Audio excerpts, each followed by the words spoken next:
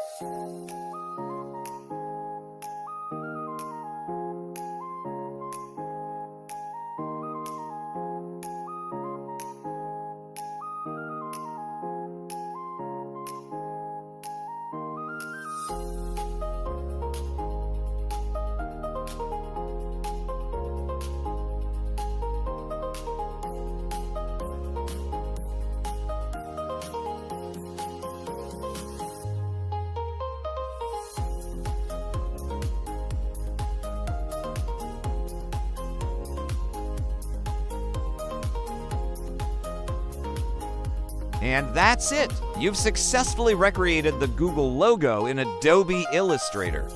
If you enjoyed this tutorial, make sure to hit the like button, leave a comment, and subscribe for more fun and easy design tutorials. Keep practicing, and I'll see you in the next video.